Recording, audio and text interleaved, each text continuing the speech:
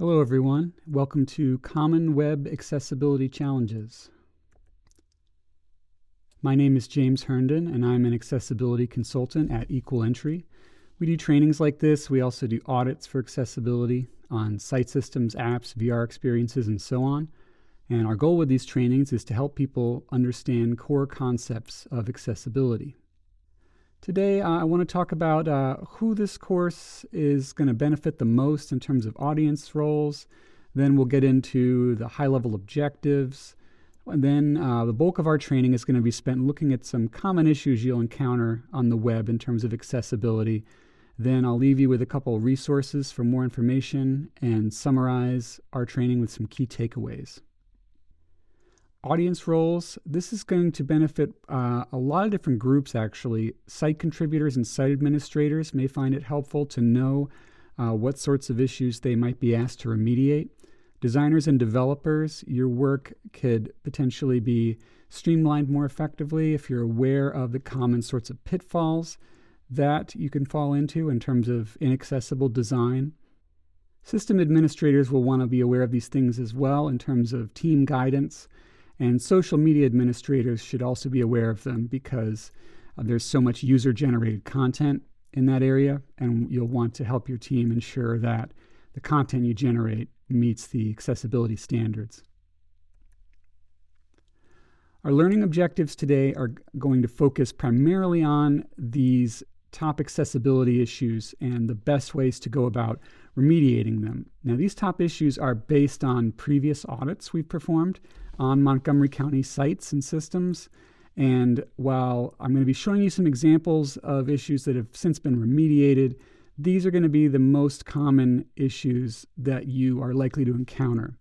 And that includes programmatic heading structure does not match the visual layout. Don't worry if that doesn't make sense to you.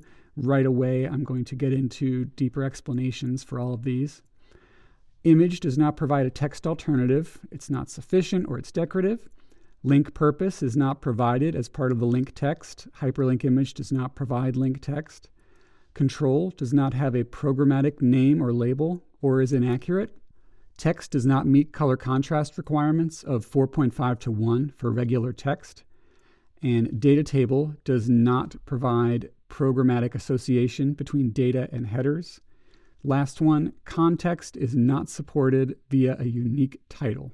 Throughout this training, I'm also going to be referencing your Montgomery County Government Web Accessibility Guide. You can refer to that at any time to double check what the standards should be and also to look at some examples that we've compiled for you and instructions on how to test or remediate specific issues. That guide's worth checking out, especially in the early stages of a project, to get a sense of the sort of issues you'll want to keep in mind during your work and to be on the lookout for.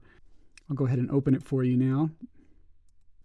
So we've broken it at the header to policies and procedures, guidelines and standards, testing, GIS maps and accessibility, and then what to do if you need additional help. You've got links to alternative format requests, county accessibility contact information, and all sorts of other things. So definitely give this guide a look, and I'll be referring back to it throughout this training to give you a sense of what you can get from it in terms of benefits. So as you're working on remediating these common issues, if you encounter something that you are not entirely sure what to do about, or you think you know what to do, but there could be an exception to it, reach out and ask for help. You can submit an IT help desk request to the TEBS Web Solutions team.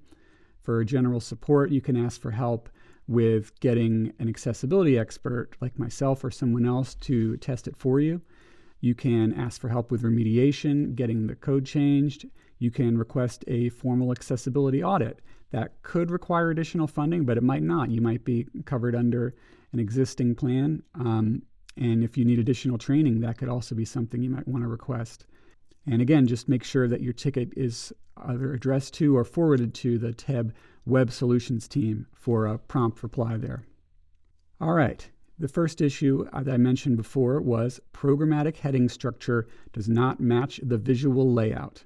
And in plain English, that is, are your page headings nested logically? So let's watch a little demo video to give you an idea of what we're dealing with here. Let's find out if the headings on this Office of Human Rights page are nested correctly. I'm going to turn on my screen reader and press the H key to jump from heading to heading. Main landmark Montgomery County minimum wage increase effective July 1, 2024, heading level 3. The first heading on the page is Montgomery County minimum wage increase, effective July 1st, 2024. It's a level 3 heading, even though there were no level 1 or level 2 headings above it.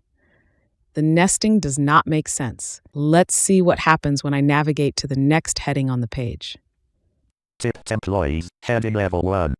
Tipped employees has been set as a level 1 heading. This implies that it is the main subject of the page, but this isn't true. As a screen reader user, I need headings to be nested more logically than this, so I can understand the structure of the page without using sight. Let's see what happens when we change the top heading to a level 1 heading and make the subheading a level 2 heading. Main landmark Montgomery County minimum wage increase, effective July 1, 2024, heading level 1. Tipped employees, heading level 2. Now I understand. Tipped employees is a subset of Montgomery County minimum wage increase, effective July 1st, 2024. Because the headings are nested logically, I can more easily understand the page content. So again, that was a remediated issue. We just created that error for the sake of this training. But what you saw there on the Human Rights page was a top-level heading that was set to a level 3. And that would be confusing to someone using a screen reader because they're going to expect the first heading on the page, the one that essentially defines the content yet to come, like Montgomery County minimum wage increase, effective July 1st, 2024. They would expect that to be a heading level 1, right? Because it's the top, most important heading on the page. And yet, if it's a level 3, the natural question that might come up is, well, wait, if that's the level 3, where are the levels 2 and 1 above it? Did I miss them? And of course, they didn't miss them, they just weren't there. Likewise, tipped employees is, if I'm cited, I can understand that to be a subheading of the headline about the minimum wage increase. And so it would make sense for that to be a level 2 heading, not a level 1 heading, because if it's a level 1 heading, that's suggesting that it's the headline or the title of the page, and that's not the case. So this fix is quite simple. We would just want to adjust the heading level in the code. Up here, you can see how it looks, the H1, close H1, HTML tag, likewise with H2. And you just want to ensure that they're nested properly with the top level heading being an H1, and you don't want to leave gaps in between.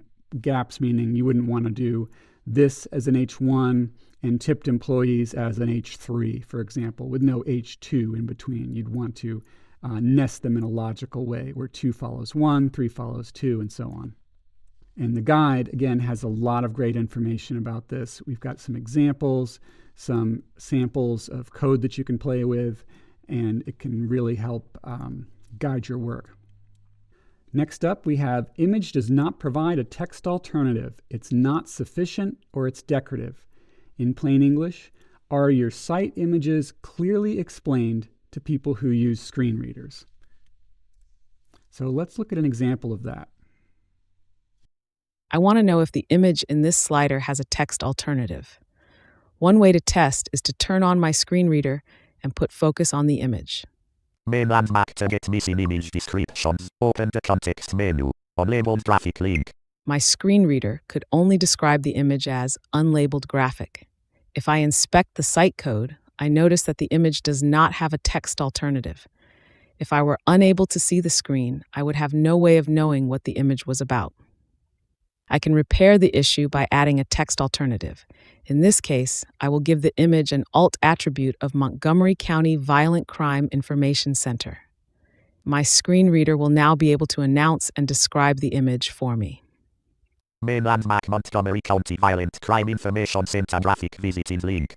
Another common problem is when images do have a text alternative, but it is not sufficient. Listen to what happens when I read the MC311 image with my screen reader. File 324.jpg graphic visiting link. The image was announced as file324.jpg. If I inspect the code, I will see that the image technically does have a text alternative, but not a sufficient one.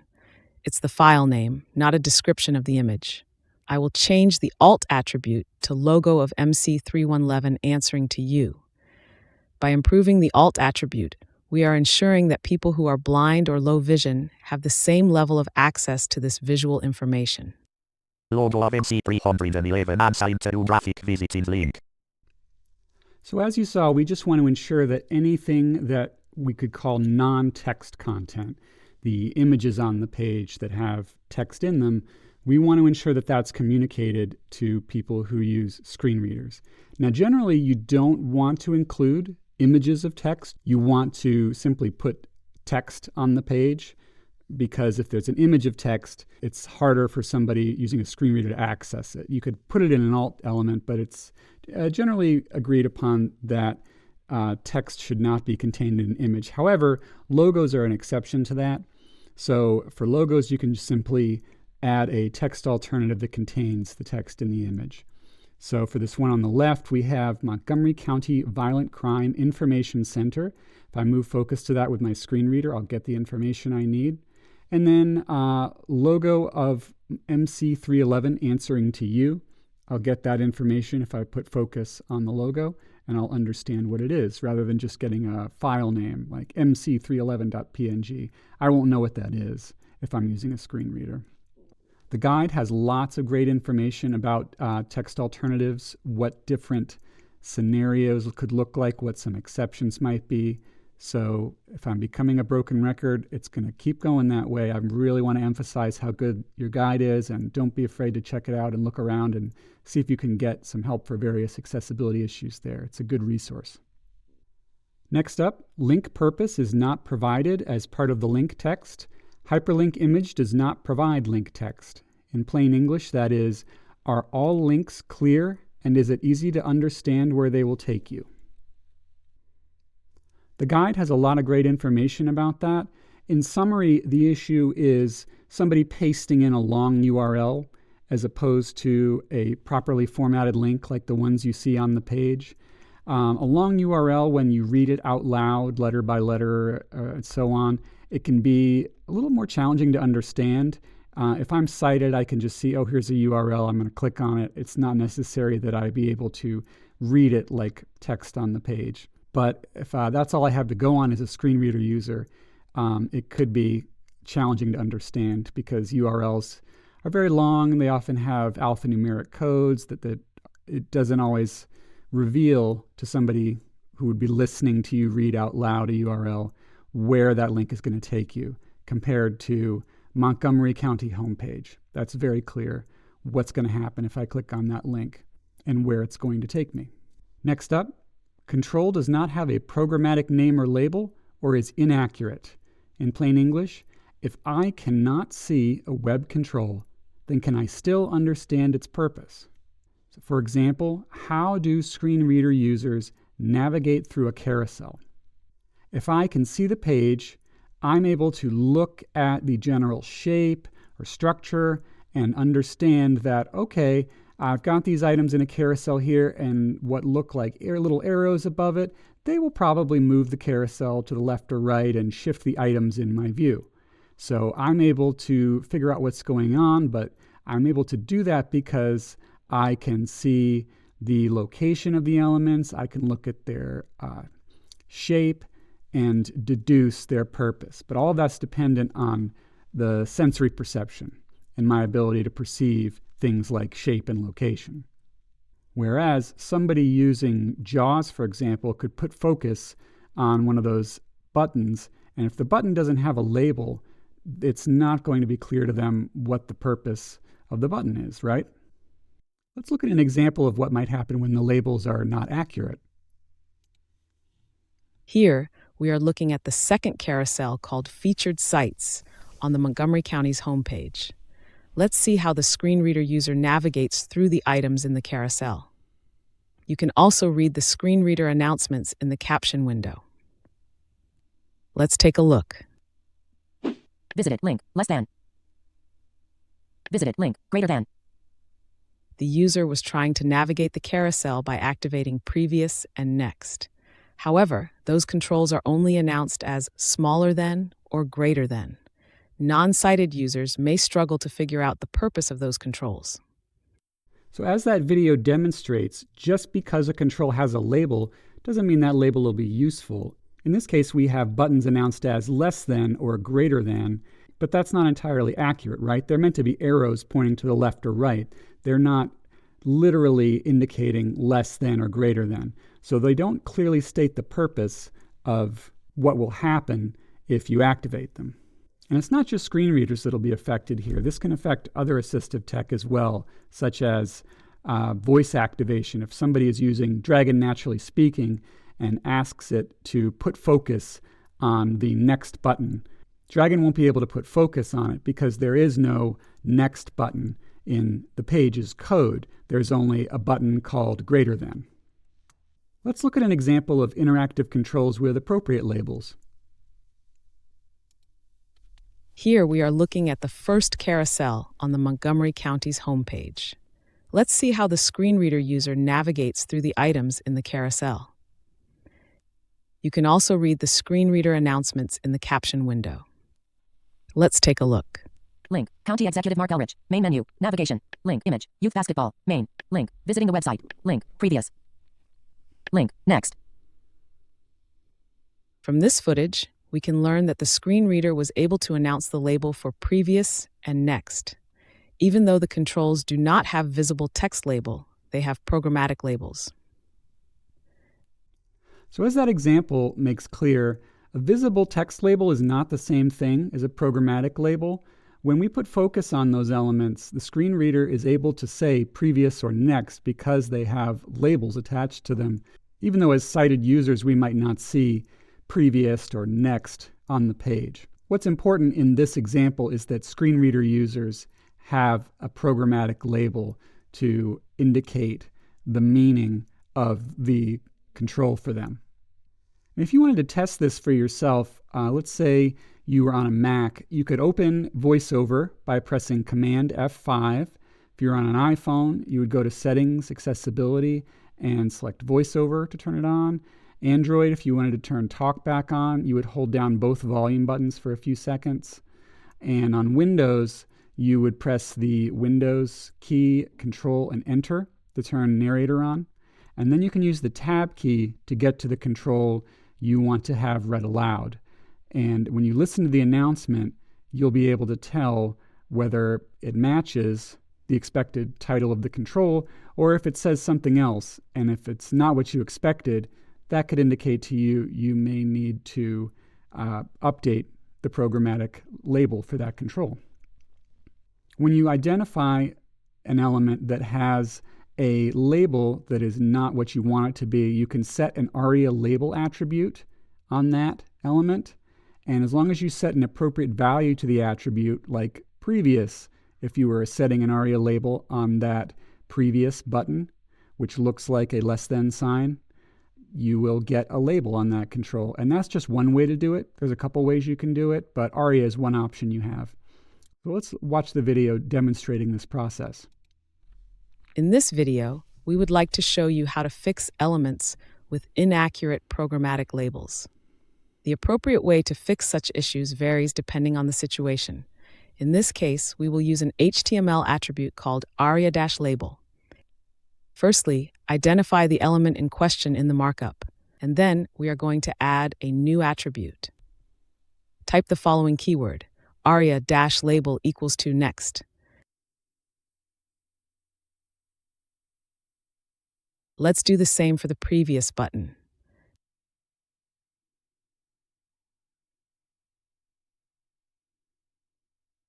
Lastly, let's read the elements using the screen reader.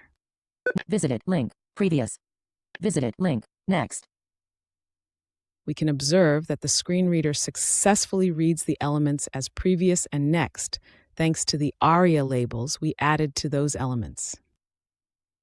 So to summarize that process for interactive control labels, we'll first identify the element in question.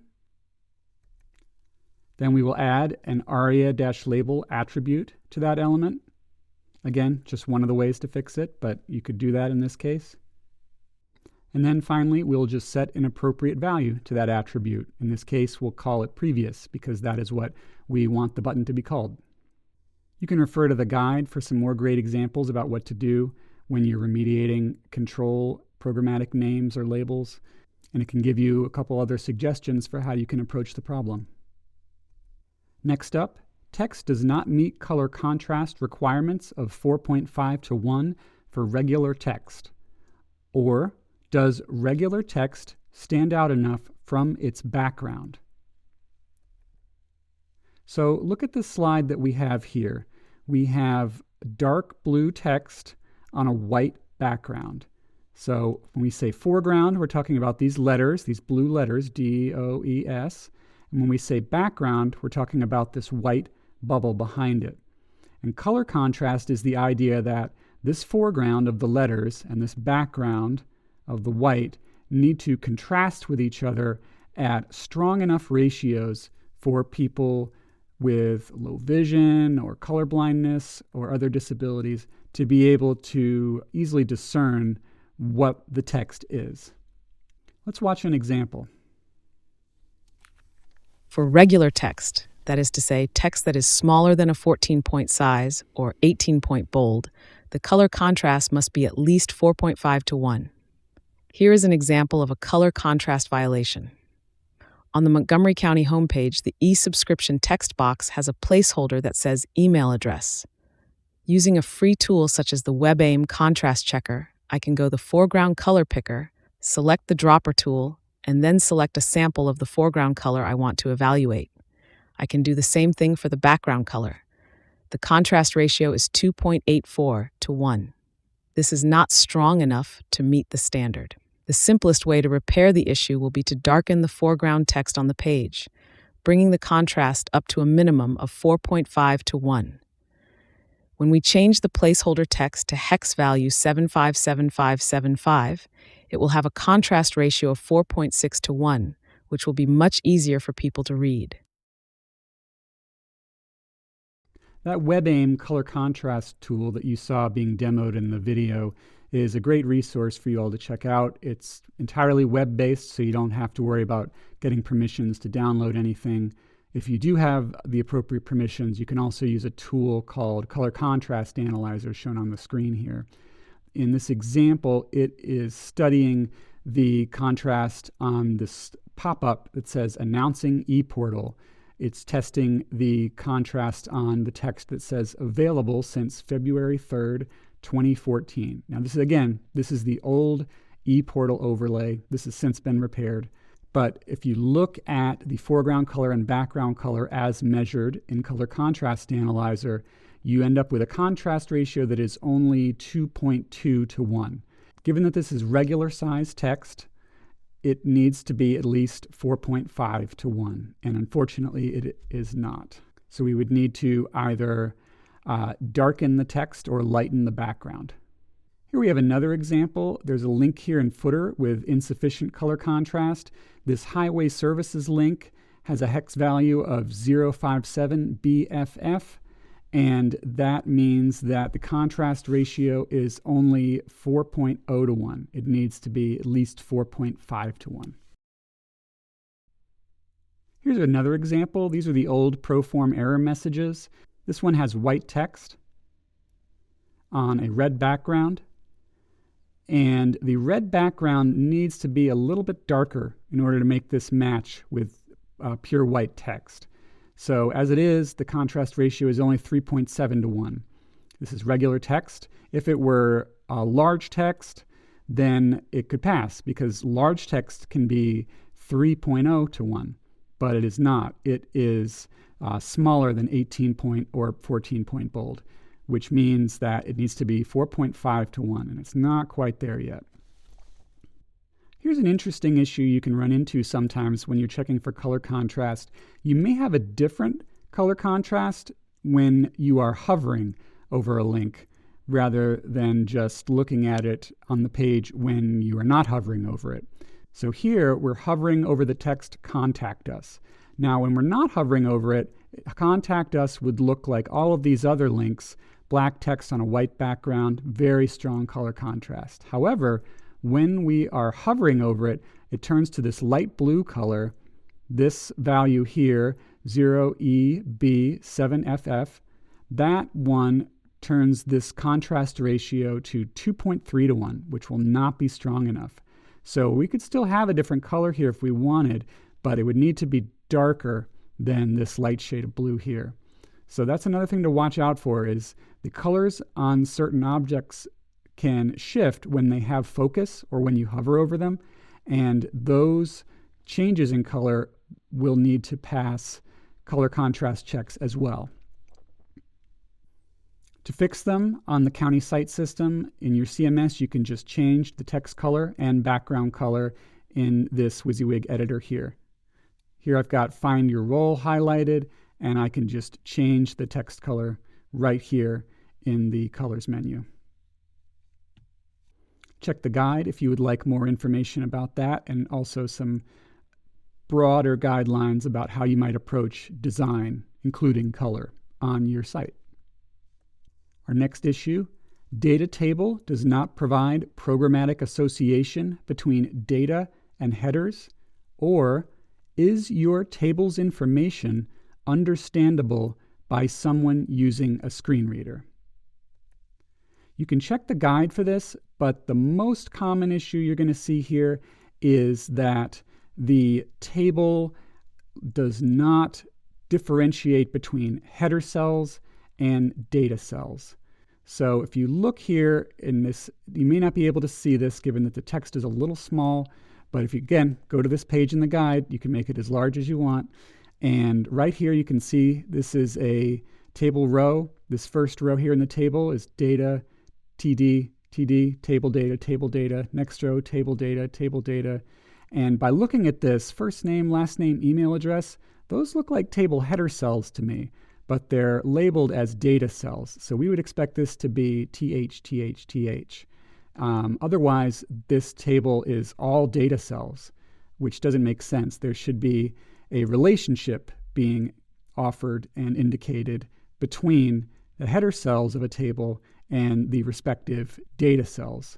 So if you don't do that, you won't be meeting this 1.3.1 info and relationship standard. So check out the guide for more information on that. Next up, context is not supported via a unique title, or are your frames and iframes clearly labeled? You can check out the guide for that as well.